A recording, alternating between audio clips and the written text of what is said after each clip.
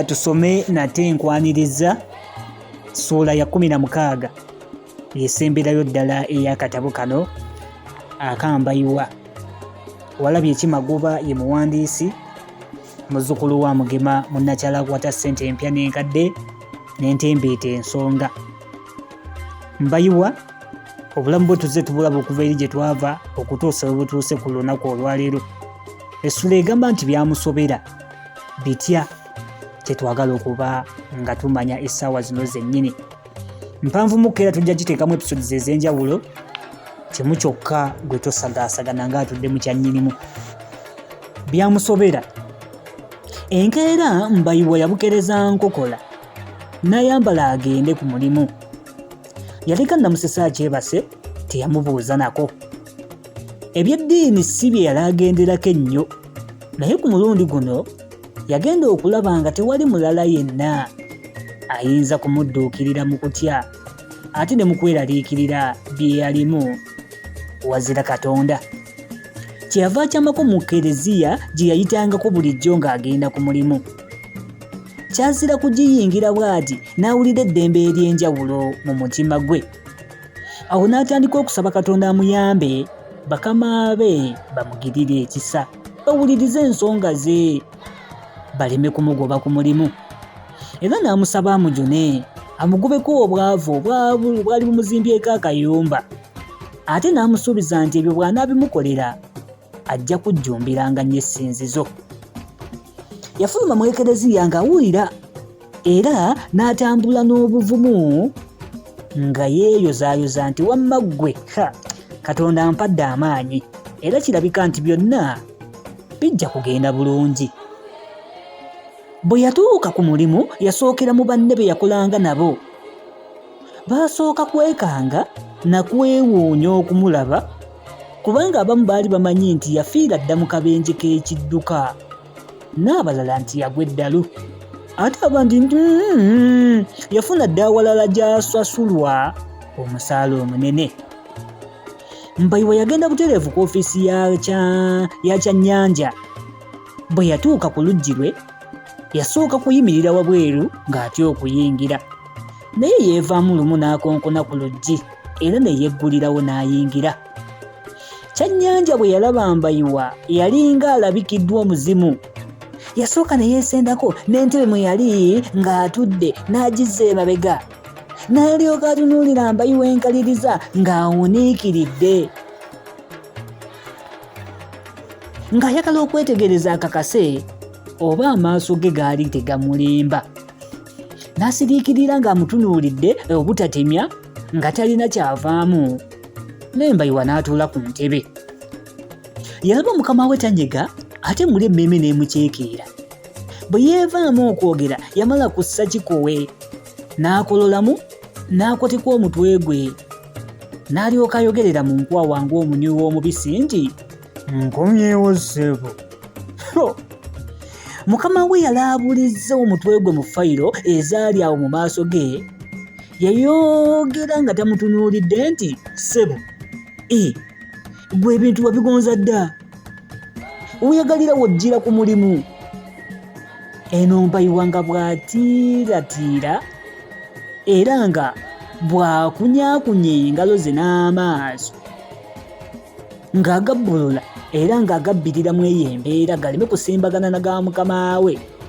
N'addamu nti ani mukama wange nali mulwadde.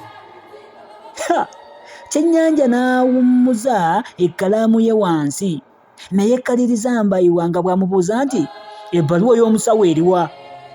Sigenena mukama wange. Bw'atyo bwe yaddamu Mbayiwa. Kyava mugamba nti nsaaliddwa.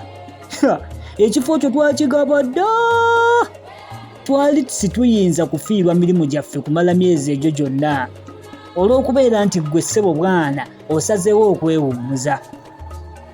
Kyava mugamba nti mukama wange tekwali kwewummuza, nali mulwadde ate ne kitange yanfaako.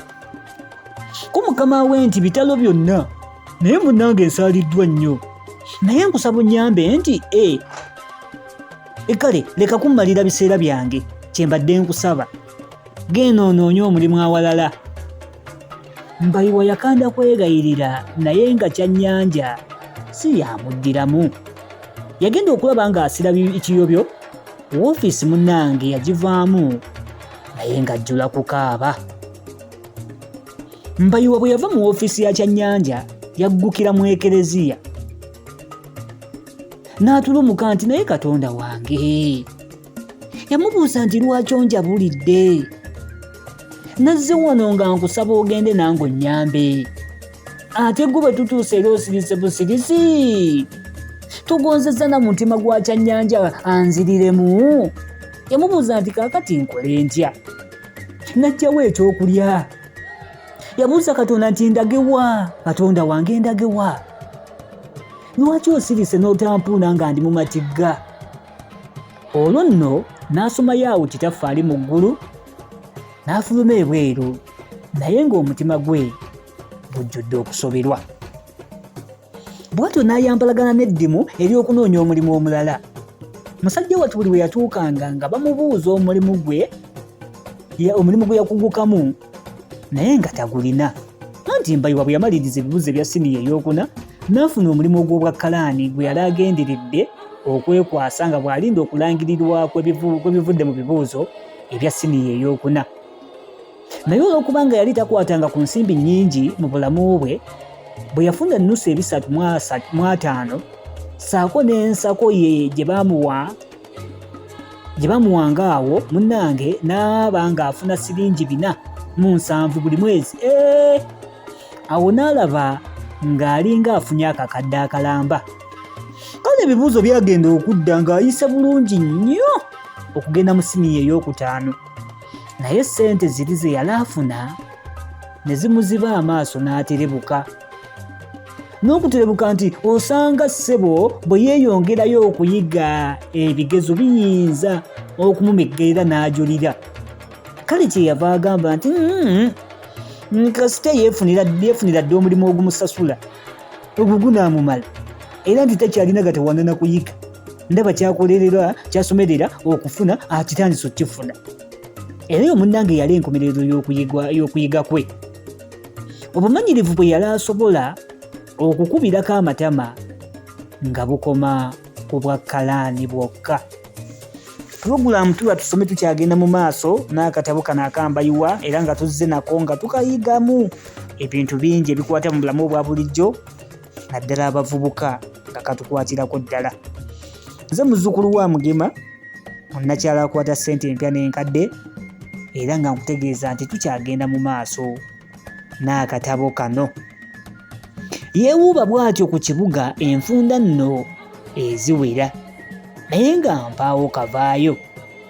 Era yatandika n'okutundanga empolampola ku bintu bye ng'engoye, engatto, mpozi afune ku ssente ze baalyangako ne munne Namusisi. Ate ye Namusisi okuva lwe yagoba ku gugwe teyaddamu kutawaana na kunoonya mulimu mulala. Mbayiwa buli lwe yagendanga okunoonya omulimu teyalemanga kuyitirako mu kereziya n'asaba obuyambi bwa Katonda afune omulimu mu mangu. Wabula eyo gye yajjumbira bw'atyo okufunayo obuwagizi, ate yawakulayo bunafu, kubanga gye yakomya okusaba, okunoonya n'okubulwa emirimu, era gye yakomya n'okujja obwesige mu Katonda, okutuusa lwe yaterebukira ddala ng'akakasizza nti Katonda tamwagala, era ng'atandikidde ddala n'okubuusabuusa oba nga Katonda gy'ali. Bwe yalowooza okudda ewa nnyina bagendeko mu basawo bannansi, ate n'ajjukira enfa ya kitaawe eyaliyo nga kye bajje bava ew'omusawo. Bw'atyo n'amatirira ddala mu mmeeme ye nti bino abantu bye baddamu basimanyi ono Katonda ono lubaale, byonna ebyo byakwerimba bwerimbi.